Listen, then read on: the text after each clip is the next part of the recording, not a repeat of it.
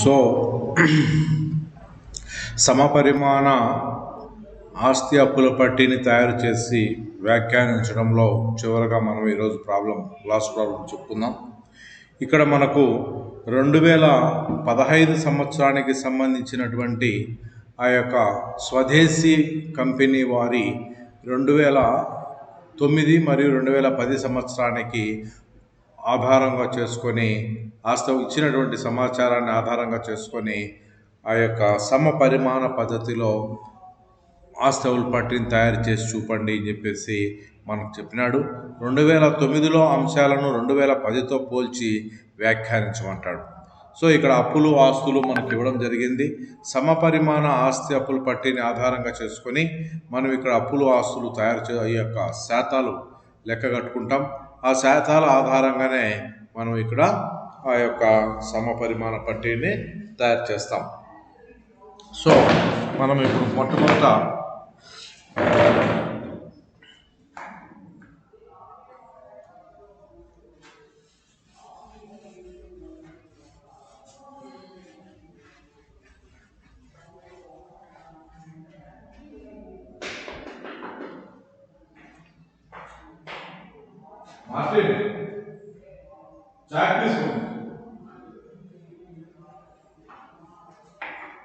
So సమపరిమాణ ఆస్తి అప్పుల పట్టీ, సమపరిమాణ ఆస్తి అప్పుల పట్టీ. దీని కింద మనము స్వదేశీ కంపెనీ స్వదేశీ 31/12/2010 సమపరిమాణ ఆస్తి అప్పుల పట్టీ అని చెప్పేసి మనము తయారు చేస్తాం. ఈ సమపరిమాణ ఆస్తి అప్పుల పట్టీ తయారు చేసేటప్పుడు ముఖ్యంగా మనము ఈ విధంగా తీసుకుంటాం. ఈ విధంగా గిర్రలు వేసుకున్న తర్వాత ఈ సమపరిమాణ ఆస్తి అప్పుల పట్టీలో 2009 మొత్తము 2009కి శాతం, 2010కి మొత్తము 2010కి శాతం. ఈ విధంగా తీసుకున్నప్పుడు వివరాలు 2009 2010 వివరాలు 2009 2010 మొత్తము శాతం రూపాయలు, మొత్తము శాతము రూపాయలు. సో ఈ విధంగా మనము ఆ యొక్క స్వదేశీ కంపెనీ సమపరిమాణ ఆస్తి అప్పుల పట్టీని తయారు చేస్తాం.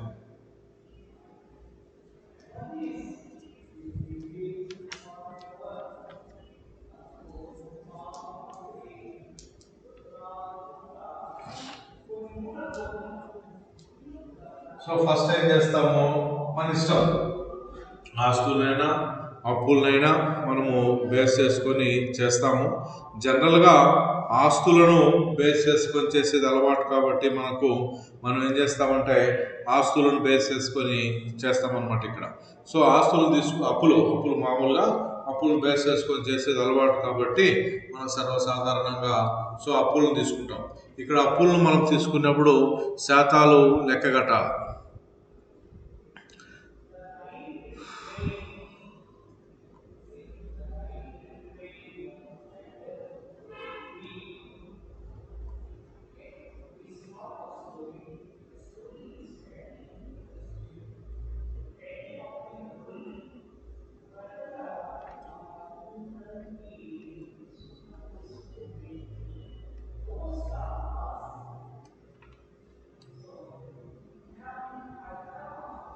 సమపరిమాణం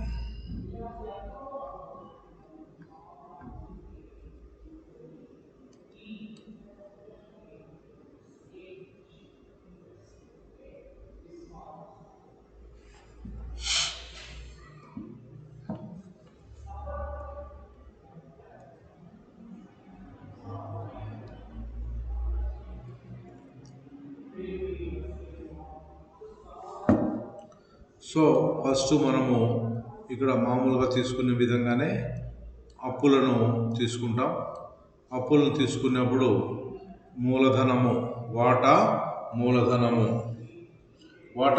ఎంత ఉందంటే ఇక్కడ 50 వాటా మూలధనము లెక్కలో మనకు 4 లక్షలు ఉంది. వాటా మూలధనము 4 లక్షలు ఉంది. ఆస్తి అప్పుల పట్టి వెరసి మొత్తము 13,20,20,000. ఆస్తి అప్పుల పట్టి వెరసి మొత్తం 15,20,000. దీనిలకు మనం శాతాలు లెక్క కట్టుకుంటూ పోవాలన్నమాట. సో ఫస్ట్ సమపరిమాణ పట్టీలో ఫస్ట్ మనము అప్పులు వేస్తాం.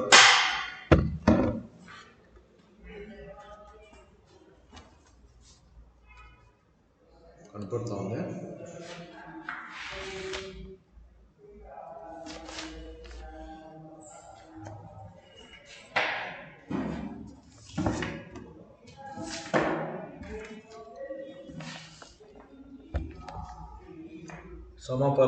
సమపరిమాణ పట్టీలో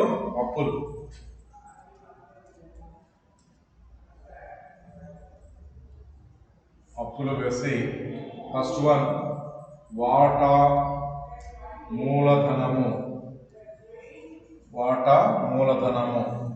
4 లక్షలు.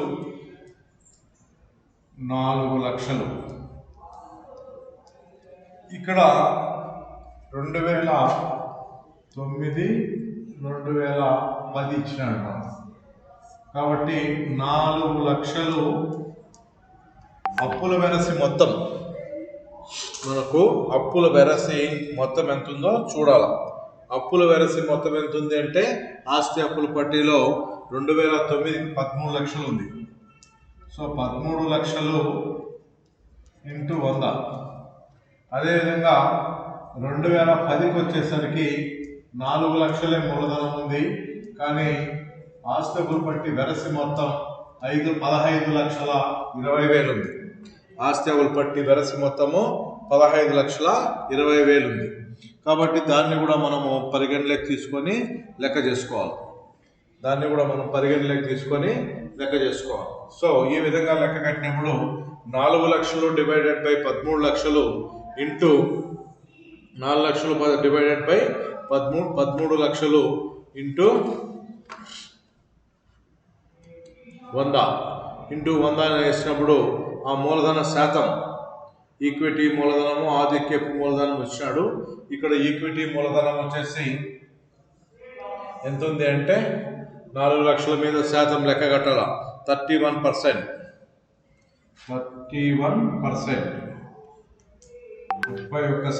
31%. అదేవిధంగా 4 లక్షలు డివైడెడ్ బై 15,20,000 వేస్తే 36%.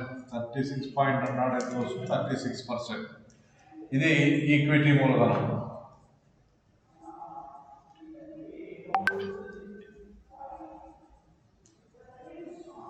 అదే ఆధిక్యపు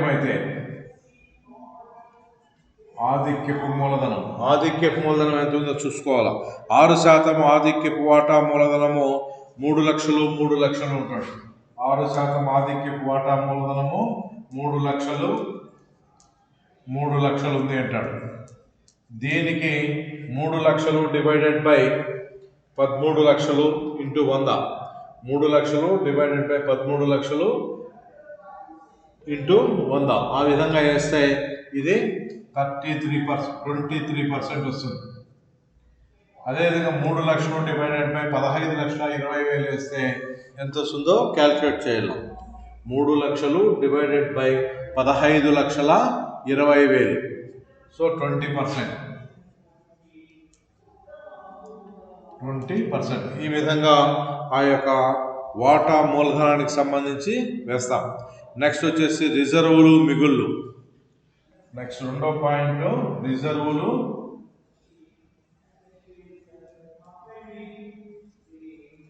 మిగుళ్ళు.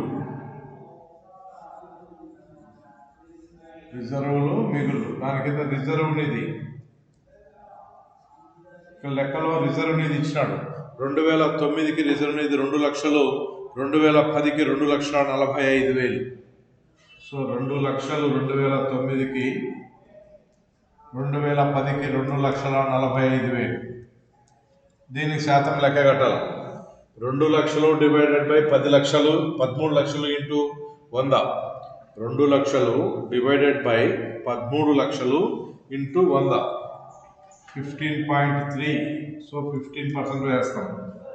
అదేవిధంగా 2,45,000 డివైడెడ్ బై 15,20,000. 2010వ సంవత్సరానికి శాతం కట్టేదానికి 2,45,000 డివైడెడ్ బై 15,20,000. 15,20,000 దీని శాతం కడితే 16.1. సో 16%. నెక్స్ట్ 3 వచ్చేసి దీర్ఘకాలిక అప్పులు. దీర్ఘకాల అప్పులు లేదా రుణాలు. దీర్ఘకాల అప్పులు లేదా రుణాలు. ఈ దీర్ఘకాలిక రుణాలు ఏమైనా ఉన్నాయంటే ఇక్కడ ఆస్తిబుల్ పట్టిలో 6% డిబెంచర్లు అని చెప్పినాడు. ₹1,00,000 1,50,000. సో అది అట్లే తీసుకుంటాం. 6% డిబెంచర్లు. 6% డిబెంచర్లు ₹1,00,000 1,50,000. ₹1,00,000 1,50,000. మళ్ళీ శాతం లెక్క కట్టాలి. అంటే ఏమి? ₹1,00,000 డివైడెడ్ బై 13 లక్షలు ఇంటూ 100. ₹1,00,000 డివైడెడ్ బై 13 లక్షలు ఇంటూ 100. సో 7.8 అంటే 8%. అదేవిధంగా 1,50,000 డివైడెడ్ బై 15,20,000. 1,50,000 divided by 15,20,000. 10%. 10.1 వస్తుంది. 10% వేసేసి ఇది దీర్ఘకాలిక అప్పులు. నెక్స్ట్ వచ్చేసి 4 ప్రస్తుత అప్పులు ఏర్పాట్లు. 4 ప్రస్తుత అప్పులు.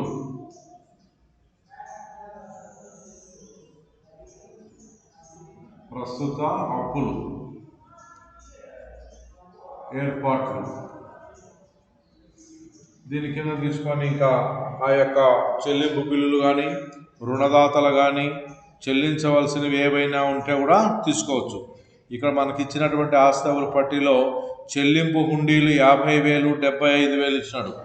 చెల్లింపు హుండీలు 50,000 75,000 ఇచ్చినాడు. కాబట్టి చెల్లింపు బిల్లులు 50,000 75,000. చెల్లింపు బిల్లులు 50,000 75,000.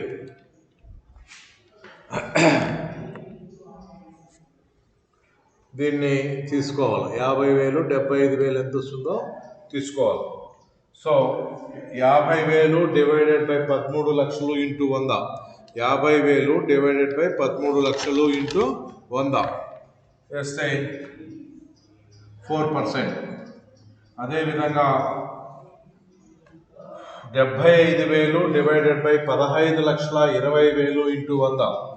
75,000 డివైడెడ్ బై 15,20,000 ఇంటూ 100 వేస్తే 5%. నెక్స్ట్ అదేవిధంగా రుణదాతలు.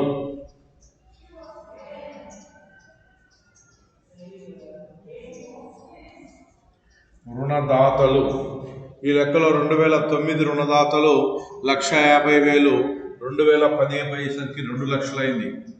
1,50,000 2 లక్షలు. సో 2 లక్షలు 1,50,000. సో 1,50,000 డివైడెడ్ బై 13 లక్షలు ఇంటూ 100. 1,50,000 13 లక్షలు ఇంటూ 100 12%. 2 లక్షలు డివైడెడ్ బై 15,25,000 15,20,000 13%. 4,23,000 అంటే అర్థం 13 లక్షలు. నెక్స్ట్ చెల్లించవలసిన పన్నులు.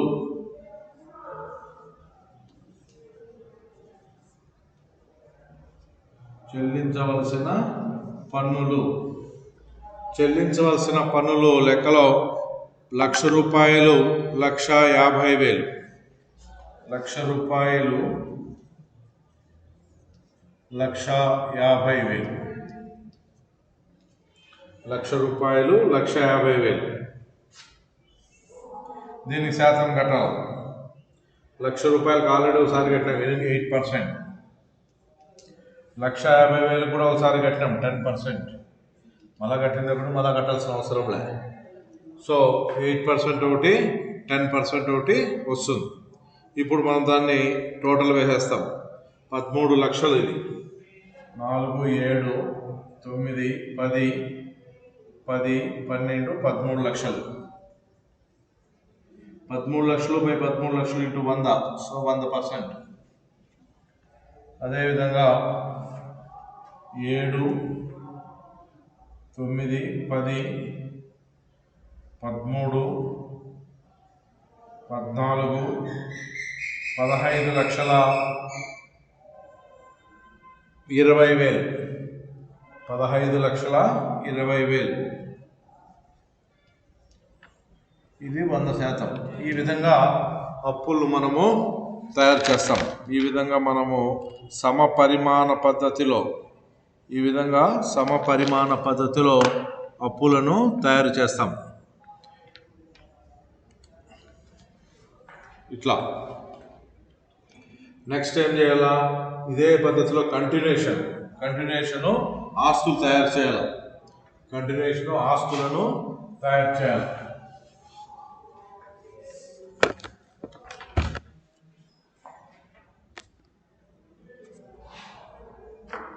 సో ఆస్తులు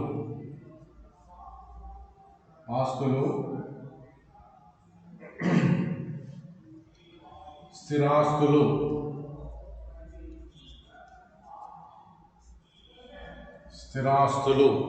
ఇక్కడ స్థిరాస్తులు 2009లో స్థిరాస్తులు ఎంత ఉన్నాయి వాటిని మనము వేసుకుంటూ రావాలి. స్థిరాస్తులు భూమి భవనాలు ₹1,00,000 భూమి ₹1,00,000 సో స్థిరాస్తులను అండర్లైన్ చేసి భూమి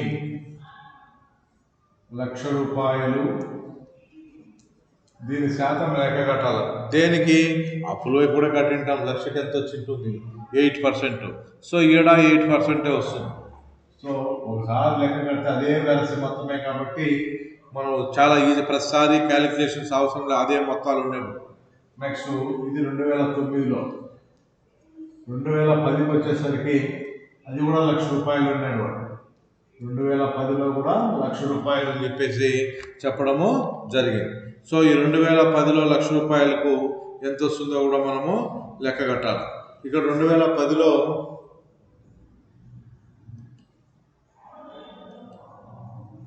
₹1,00,000 ఇక్కడ ₹1,00,000 లెక్క కట్టినామంటే ఏడాకట్ల. సో ఎంత వస్తుందో లెక్క కడతాం. ₹1,00,000 డివైడెడ్ బై 15,20,000 ఇంటూ 100 7%.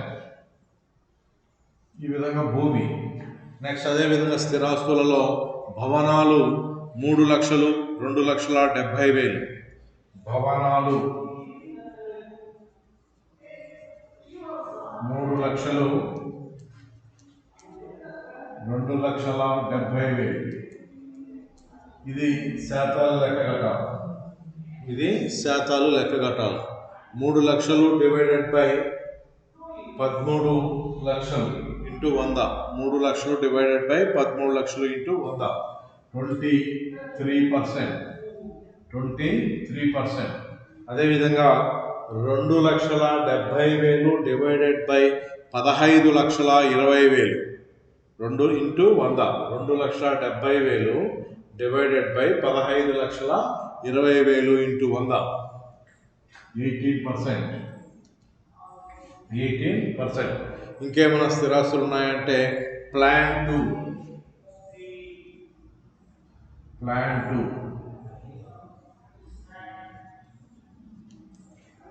వచ్చేసి 3,00,000 2,70,000 same amount. 3,00,000 2,70,000. So same percentage, same amount కాబట్టి సేమ్ పర్సంటేజ్ వేసేస్తాం, నో ప్రాబ్లం. అదేవిధంగా ఫర్నిచర్ 1,000 రూపాయలు, 1,00,000 రూపాయలు, 1,40,000. ఫర్నిచర్ 1,00,000 రూపాయలు, 1,40,000. సో 1,00,000 రూపాయలు ముందే పైన కట్టాం, 8%. 1,40,000, 1,00,000కు 7%, 40,000, 1,40,000, 9%, 9.2 వస్తుంది, 9%. ఇంకేమైనా స్థిరాస్తులు ఉన్నాయని చూడాలి, ఇంకేం లేవు, ఇంకే స్థిరాస్తులు ఉండేది. నెక్స్ట్ పెట్టుబడులు ఉంటే పెట్టుబడులు కూడా ఒకటి మనము వేస్తాం, ఇంకేమున్నాయో చూడాలి. ఇంకా ఉండేది ప్రస్తుత ఆస్తులు మాత్రమే ఉన్నాయి. సో ప్రస్తుత ఆస్తులు ఉన్నప్పుడు ప్రస్తుత ఆస్తులు లేదా చరాస్తులను కూడా వాటిని అంటాం. దాని కింద నగదు ఉంది, రుణగ్రస్తులు ఉంది, సరుకు ఉంది. ఈ మూడింటిని మనము లెక్క కట్టాలి. సో 2 ఆస్తులు వైపు 2 వచ్చేసి ప్రస్తుత ఆస్తులు.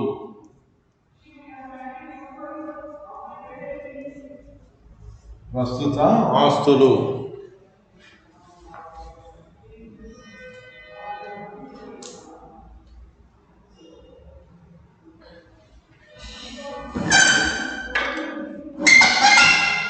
సో ప్రస్తుత ఆస్తుల దగ్గర నగదు 2009లో 1,00,000 రూపాయలు, నెక్స్ట్ 1,40,000. 1,00,000 రూపాయలు ఉంది, 10కి వచ్చేసరికి 1,40,000. 1,00,000 రూపాయలు పైన లెక్క కట్టాం కాబట్టి 8%, 40 లక్షలు పైన లెక్క కట్టాం 9%. ఈ విధంగా వేసేయచ్చు, ప్రతిసారి మళ్ళీ క్యాలిక్యులేట్ చేసిన అవసరం లే. అదేవిధంగా రుణగ్రస్తులు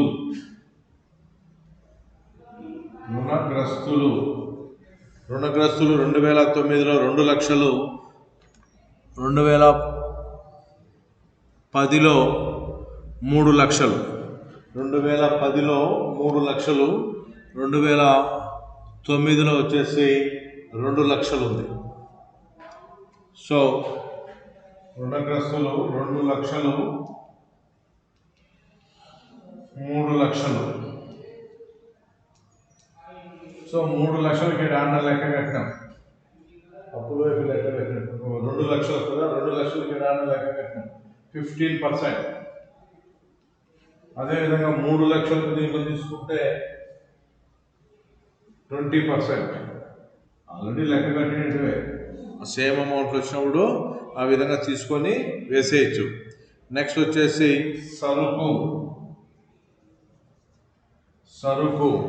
సరుకు వచ్చేసి 2 లక్షలు, సేమ్ 3 లక్షలు, 2 లక్షలు, 3 లక్షలు. అంతే, అదే అమౌంట్ వేసినాడు. ఈ లెక్కలో ఎక్కువ మంది. సో ఇది 15%, ఇది 20%.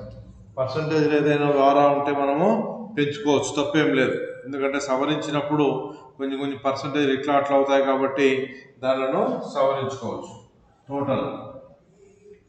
టోటల్ చేసుకుంటే కూడా 1, 3, 7, 8, 10, 13 లక్షలు ఆస్తులు టోటల్. ఇది 100%. అదేవిధంగా 1, 5, 6,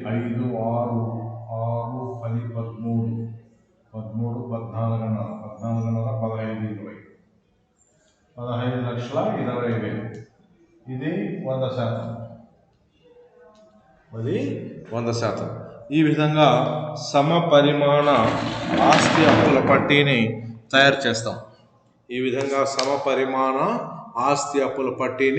తయారు చేస్తాం.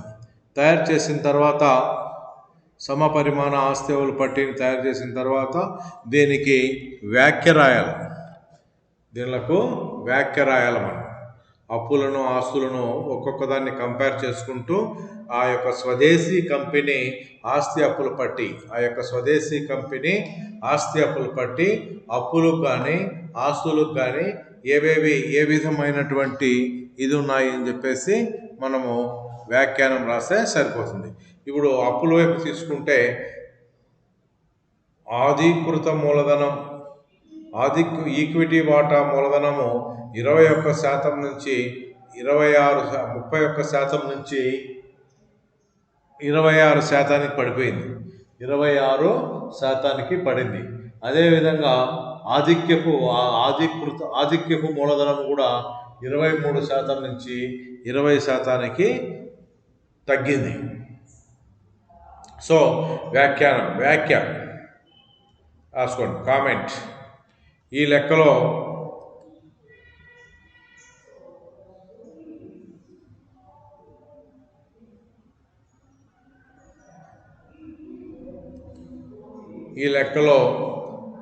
వాటా మూలధనము 2009తో పోల్చినప్పుడు 2009 సంవత్సరము పోల్చినప్పుడు 2010లో తగ్గుదల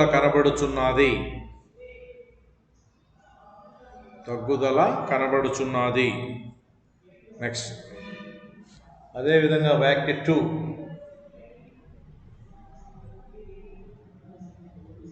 దీర్ఘకాల రిజర్వులు మిగుళ్ళు.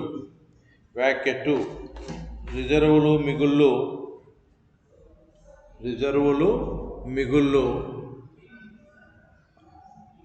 1% వృద్ధి కనబడుచున్నది. 1% వృద్ధి కనబడుచున్నది. ఇట్లా పాయింట్ వైజ్ రాసుకుంటే చాలా సులభంగా ఉంటుంది, మనకు అర్థం చేసుకుని లాస్ట్లో కన్క్లూజన్ చెప్పేయచ్చు అనమాట. అదేవిధంగా మూడోది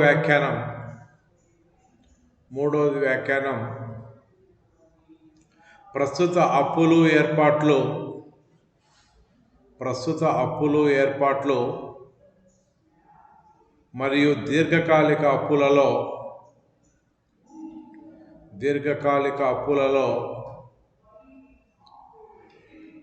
1 నుండి 2% పెరుగుదల కనబడుచున్నది.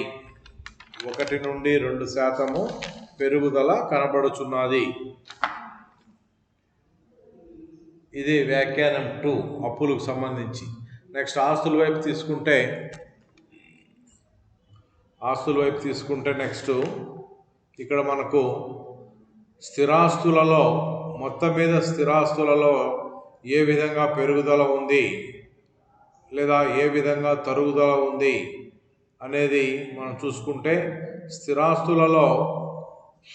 మొత్తం మీద స్థిరాస్తులలో పెరుగుదల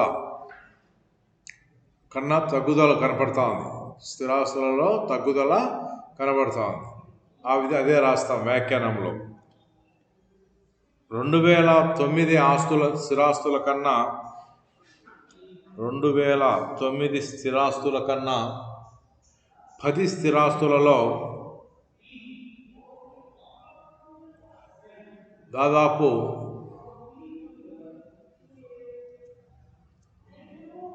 5% మేరకు తగ్గుదల కనబడుచున్నది.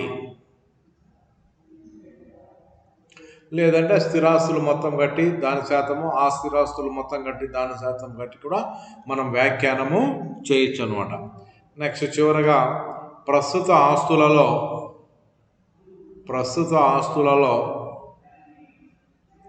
గత సంవత్సరము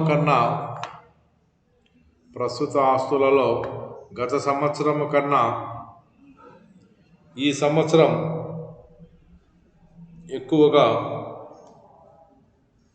పెరుగుదల కనపడుతున్నది అని చెప్పి రాసి దాని కింద కన్క్లూజన్ రాస్తాం. మొత్తం మీద స్వదేశీ వ్యాపార సంస్థ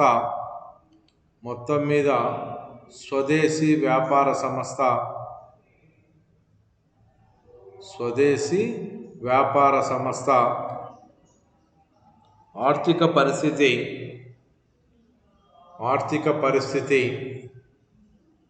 ఆశాజనకముగానే